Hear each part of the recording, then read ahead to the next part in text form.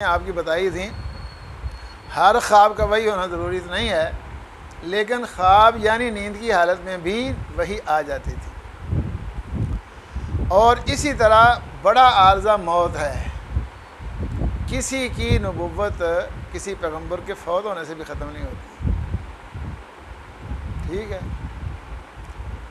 اللہ ہاں جس کی نبوت ختم کر دی، نبی اکرم صلی اللہ علیہ وسلم کی بعثت کے ساتھ یہ کہہ دیا گیا پہلے چاہے تمام انبیاء کی تصدیق ہو، جب تک آپ کی تصدیق نہ ہوگی نجات نہیں ہوگی۔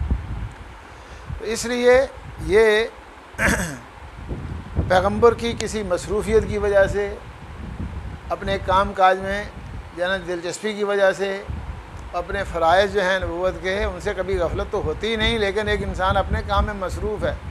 ظاہر ہے انسان کی حالات ہے، نبی اکرم صلی اللہ علیہ وسلم نے بتایا کہ آپ ہمارے ساتھ بیٹھتے تھے، بات چیت کرتے تھے، گھر جاتے تھے، گھر والوں سے ملتے بھی تھے، ملاپ بھی ہوتا تھا، صاحب اولاد تھے۔ یہ سارے حوالے جو ہیں نا ان کا کوئی اثر نہیں نبی کے اوپر ہوتا۔ نبی ہے، ٹھیک ہے، اللہ اکبر۔ تو کئی باتیں بڑی عجیب لطیفے بن جاتی ہیں۔ ہمارا جب چھوٹا بیٹا ہوا نا اوکاشا، تو مجھے ایک مولانا صاحب ہمارے جامعہ کے فارغ ہیں، تو وہ بھی شیخ الحدیث نے، انہوں نے فون کیا تھا، استاد جی سنے ہیں کہ تھوڑا بیٹا آیا ہے۔ میں کہا یار کو ماڑی گل ہے، بیٹا ہوا ہے تو ٹھیک ہو گیا ہے۔ نہیں واقعی ہوا ہے،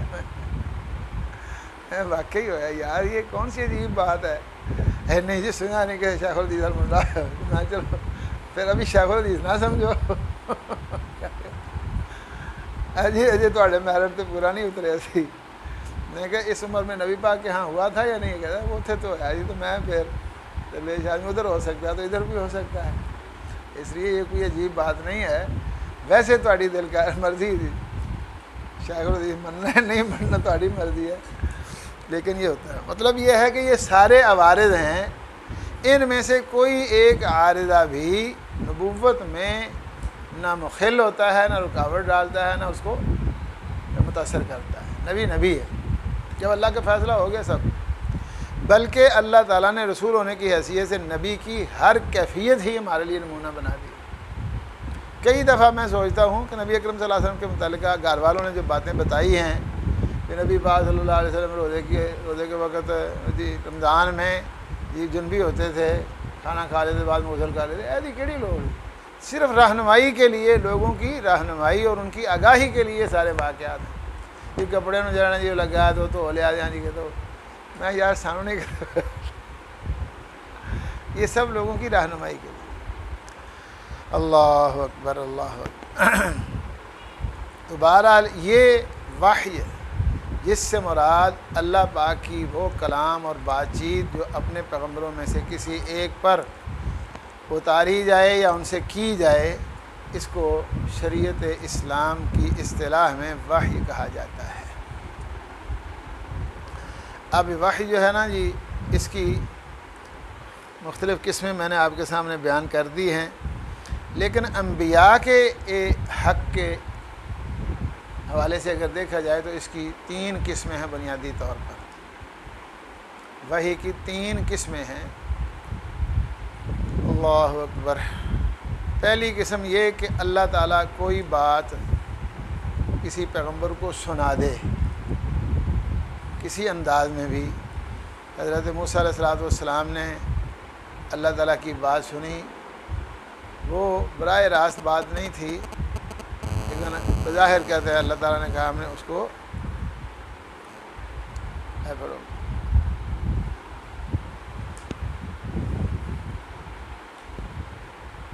ایک درخت کی جانب سے آواز آئی، اننی انا اللہ لا الہ الا انا فاعبدنی واقم الصلاۃ لذکری۔ پہلے تو کہا یا موسیٰ، حضرت موسیٰ علیہ السلام سے اگلین گئے، آواز یا موسیٰ، حضرت موسیٰ ادھر ادھر دیکھنے لگے ہیں، یہ تھے مینوں جاننے والا کیڑا، میں سمجھتا مجھے کوئی پہچانتا جانتا نہیں ہے، تو یہ کدھر سے آواز آئی ہے؟ ادھر ادھر دیکھا تو پھر آواز آئی انی انا ربک،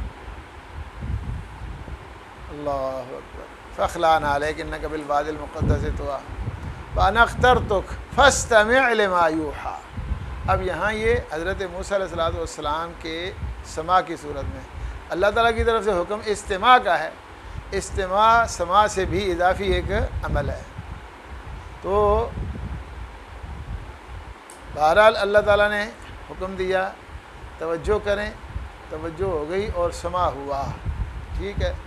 تو یہ بھی ایک قسم ہے کہ اللہ تعالیٰ کلام سنا دے کسی۔ اللہ اکبر۔ حضرت موسیٰ علیہ السلام کا اللہ سے ہم کلام ہونا بھی ہے اپنی جگہ پر، لیکن یہ سننا اللہ تعالیٰ کی کلام نبی اکرم صلی اللہ علیہ وسلم کا بھی ایسے ثابت ہے صحیح احادیث سے۔ دوسرا طریقہ یا وحی کا دوسرا انداز جو ہے اسے وحی رسالہ کہتے ہیں، بواسطہ فرشتہ۔ ایک تو یہ ہے کہ اللہ تعالیٰ سے آواز ہے سنی پیغمبر نے، دوسری صورت جو ہے نا وہ یہ ہے کہ اللہ تعالیٰ نے خود پیغمبر سے کلام نہیں کی بلکہ پیغام بھیجا ہے ایک فرشتے کے ذریعہ۔ اس کی آگے کئی صورتیں ہوں گی، لیکن قرآن مجید میں موجود ہے ما کان لبشر ان یکلمہ اللہ الا وحیا او من وراء حجاب اور یرسل رسولا فیوحی باذنہ۔ یہ من وراء حجاب کی بات پہلے ہو گئی ہے، اور وحی کی صورت وحی تلقی بعد میں آئے گی۔ دوسری صورت ہے اور یرسل رسولا فیوحی باذنہ ما یشاء، پیغمبر پیغام لے جانے والا فرشتہ جو ہے نا وہ بھیجا جاتا ہے، جیسا کہ انہ لتنذیر رب العالمین نزل بہ الروح الامین علی قلبک لتکون من المنذرین۔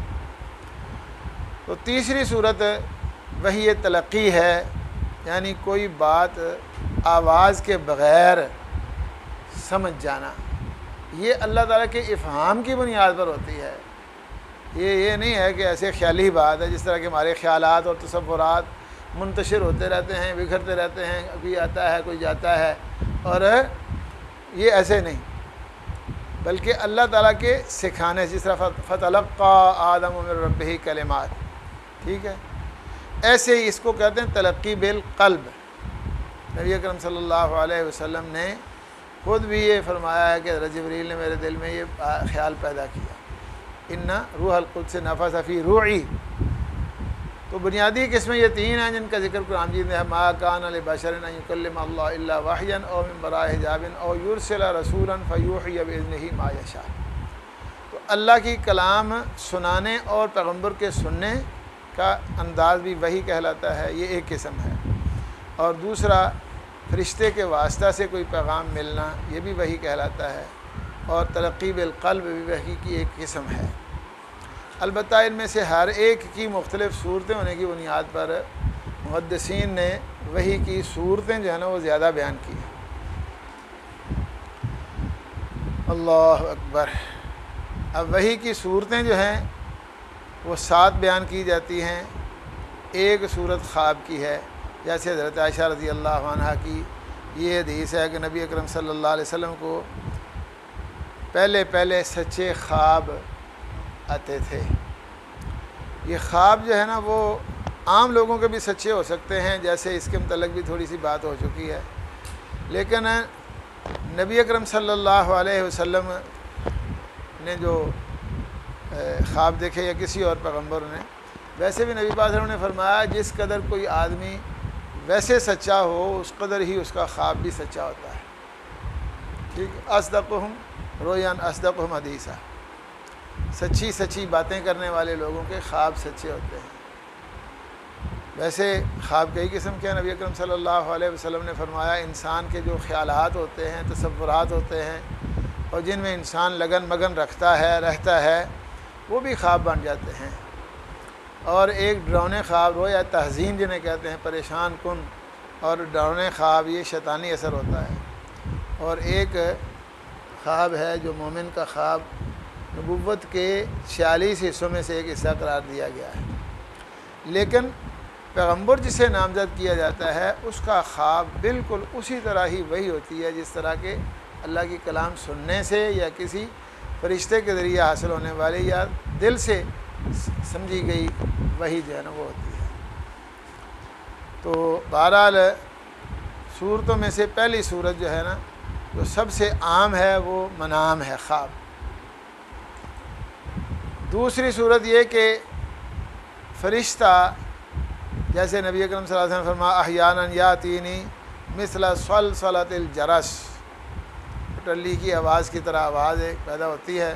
اور تیسری صورت یہ ہے کہ دل میں ہی کوئی چیز ڈال دی جائے۔ ویسے میں نے پہلے عرض کیا تھا کہ نبی پاک صلی اللہ علیہ وسلم کو اللہ تعالیٰ نے علمی اعتبار سے بھی اور ذہانت و فطانت کے اعتبار سے بھی سب سے اعلیٰ بنایا تھا، اسی لیے آپ کے اجتہادات کی اللہ تعالیٰ توثیق فرماتے تھے۔ جی، تو یہ تیسری صورت ہے۔ اور چوتھی صورت یہ ہے کہ فرشتہ انسانی شکل اختیار کرے۔ فرشتہ تو آیا ہے لیکن وہ انسان بن کر آیا ہے۔ پانچویں صورت ہے کہ آیا تو فرشتہ ہی ہے لیکن اپنی اصل حالت میں آیا ہے۔ اس طرح حضرت جبریل علیہ السلام نے میں نے دیکھا کہ ان کے 600 پر، اللہ اکبر، ان سے ایسے جیسے موتی یواقیت اور جواہر وغیرہ نکل رہے ہیں، ایسا انداز تھا۔ اور چھٹی صورت اللہ پاک ہم کلام ہو کر بات کریں، چاہے بیداری کی حالت میں جیسے معراج کی رات بات چیت ہوئی، اور یا پھر خواب میں بھی، جس طرح کہ ترمذی شریف میں حدیث ہے، مسند احمد میں بھی، اللہ اکبر، کہ حضرت معاذ رضی اللہ عنہ بیان کرتے ہیں کہ ایک دن فجر کی نماز میں نبی اکرم صلی اللہ علیہ وسلم کچھ لیٹ ہو گئے، تو ہم نبی اکرم صلی اللہ علیہ وسلم کو تو جگاتے نہیں تھے، چاہے نماز کا وقت ہو بھی جاتا تھا، ہم کبھی یہ کوشش نہیں کرتے تھے، کیونکہ آپ صلی اللہ علیہ وسلم نے ہمیں بتایا بھی تھا کہ ان عینی تنامان ولا ینام قلبی، میری آنکھیں تو سوتی ہیں، دل نہیں سوتا۔ تو پھر نیند کی حالت میں بھی نبی اکرم صلی اللہ علیہ وسلم پر اللہ تعالیٰ کی طرف سے وحی اور احکام کا سلسلہ، نزول احکام کا جاری رہتا تھا، اس لیے ہم نہیں جگاتے تھے۔ اس لیے خیر لیٹ تو ہو گئے، بعض صحابہ کرام باہر نکل کر دیکھنے لگے کہیں سورج تو نہیں چڑھ گیا، اتنی لیٹ ہو گئے، لیکن آپ تشریف لائے اور آپ نے نماز پڑھائی، اور اس کے بعد فرمایا علی مصافکم، اپنی صفوں پر بیٹھے رہو۔ اس کے بعد آپ نے بات چیت شروع کی اور فرمایا کہ آپ کو یہ تو معلوم ہے کہ میں لیٹ ہو گیا، لیکن یہ نہیں تو ہمیں پتا میں لیٹ کیوں آیا ہوں، میں دس دیا تو میں کہ نواں تبصرہ نہ ہو جائے۔ اللہ اکبر۔ تو نبی اکرم صلی اللہ علیہ وسلم نے بتایا کہ آج رات معمول کے مطابق جب میں بیدار ہوا، وضو کیا اور نماز شروع کی تو نماز میرے لیے مشکل ہو گئی، میں نے نماز چھوڑ دی۔ ہمارے لیے بھی یہی اللہ کا نبی پاک نے حکم دیا ہے، تہجد پڑھتے ہوئے اگر وہ جو ہوتا ہے تو پھر سو جائیں۔ اللہ اکبر۔ تو آپ کہتے ہیں میں سو گیا، اب سویا تو اسی وقت نیند غلبہ ہو گیا، پھر خواب آئی، خواب میں نے اپنے رب تعالیٰ کو دیکھا بہترین صورت میں، لیکن وہاں بات چیت ہو رہی تھی، کوئی شور سا تھا، اللہ تعالیٰ نے مجھے پوچھا یہ کیا رولا پیا ہے، میں نہیں پتا جی۔ اللہ تعالیٰ نے اپنا ہاتھ جو ہے نا میرے دونوں کندھوں کے درمیان رکھا، مجھے اس سے اتنا سکون محسوس ہوا، اتنا سکون محسوس ہوا، اللہ اکبر، کہ میں نے ٹھنڈک جو ہے اپنے سینے تک محسوس کی، اور ایسے معلوم ہوا جیسے کوئی روشنی ہو گئی ہے، اور جیسے بات سمجھ میں آنے لگی، وہاں سمجھ آئیے میں ہاں رشتے بات چیت کر رہے ہیں، کس موضوع پر بات کر رہے ہیں جی؟ کفارات کے متعلق وہ بیان کیے۔ اللہ اکبر۔ پھر بات ختم ہو گیا، نہیں کیا بات کریں، درجات کے متعلق بات کر رہے ہیں۔ تو یہ بھی ایک صورت ہے وحی کی صورتوں میں سے، یعنی نیند کی حالت میں اللہ کا بات چیت کرنا۔ اور ساتویں صورت وحی اسرافیل کہلاتی ہے۔ حضرت امام شافعی سے مروی ہے کہ وہ کہتے ہیں نبی اکرم صلی اللہ علیہ وسلم کے پاس یہ جو فطرت وحی کا زمانہ کہا جاتا ہے، اس میں بھی حضرت اسرافیل علیہ السلام آتے جاتے رہتے تھے، اور اکا دکا بات کلمہ کر کے نا آپ کو ذرا ٹھنڈا اور سکون دلاتے رہتے تھے۔ تو یہ ہیں وہ صورتیں جو وحی کے متعلق اختیار کی گئیں انبیاء کے حوالے سے۔ تو اب یہاں ہے یہ جو انداز وحی کا ہے یہ محمد رسول اللہ صلی اللہ علیہ وسلم کی طرف کیسے ہو گیا، کس بنیاد پر ہوا؟ یہی میں نے کہا تھا قواعد بیان کرنا مقصد نہیں۔ الی رسول اللہ سے مراد صرف محمد رسول اللہ ہیں، جن کے متعلق یہ بات ہوئی هو الذی ارسل رسولہ بالہدی ودین الحق لیظہرہ علی الدین کلہ وکفی باللہ شہیدا محمد الرسول اللہ۔ ہاں جی، باب کیف کان بدء الوحی الی رسول اللہ صلی اللہ علیہ وسلم، یہ باب ہے بیان اس بیان میں کہ کیسے ہو گیا آغاز، کیسے ہوا آغاز یا کیسے ہوئی ابتدا وحی کی نبی اکرم صلی اللہ علیہ وسلم کی۔ 40 سال لنگ ہم کوئی نہیں ہوا، ان کی ہوا ہے، کیا خیال ہے؟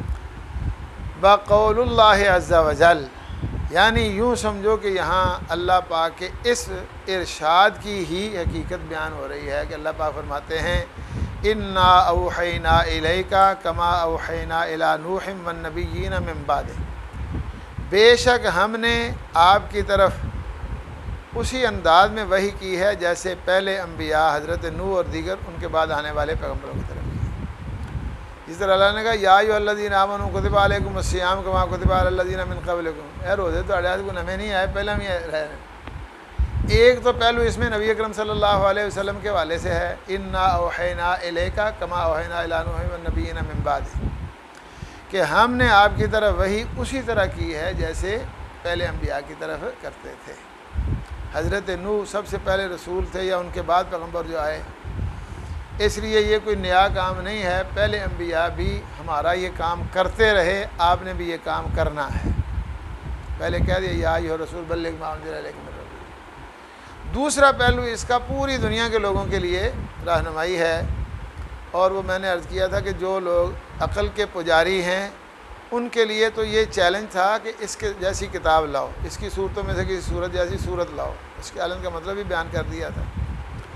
اس لیے امام بخاری رحمہ اللہ نے یہاں ترجمہ میں یہ انداز بطور دلیل کے بھی پیش کر دیا ہے کہ وہی ایسے نہیں ہوئی، تو یا تو اس جیسی کتاب لائیں، نہیں تو اس کو مانیں، اور دوسرے لوگوں کے لیے جو پہلے انبیاء کی وحی کو درست سمجھتے تھے لیکن آپ سے اختلاف کرتے تھے، ان لوگوں کے لیے بھی اس میں بنیاد اور رہنمائی موجود ہے کہ اگر آپ کے خیال میں وہ انبیاء اپنے حالات اور صاف کمالات کی وجہ سے واجب التصدیق تھے تو امام الانبیاء حضرت محمد مصطفیٰ صلی اللہ علیہ وسلم کی تصدیق ان تمام انبیاء نے کی ہے، اس لیے آپ بھی واجب التصدیق ہیں۔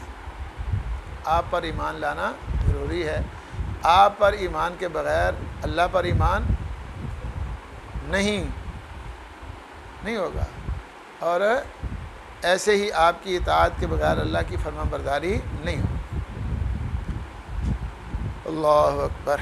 تو یہ ایک وہ بنیادی نقطہ ہے جو تمام محدثین کی نسبت امام بخاری رحمہ اللہ نے امتیازی حیثیت میں اختیار کیا ہے، اور یہ بھی میں سمجھتا ہوں کہ کسی کے لیے وہ الہام کی صورت سے ہی بنتا ہے، ورنہ یہ گلاں جڑیاں نے ان سوچیاں سمجھیاں نہیں ہوندیاں۔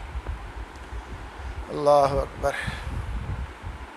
باب کیف کان بدء الوحی الی رسول اللہ صلی اللہ علیہ وسلم وقول اللہ عز وجل انا اوحینا الیک کما اوحینا الی نوح والنبیین من بعدہ۔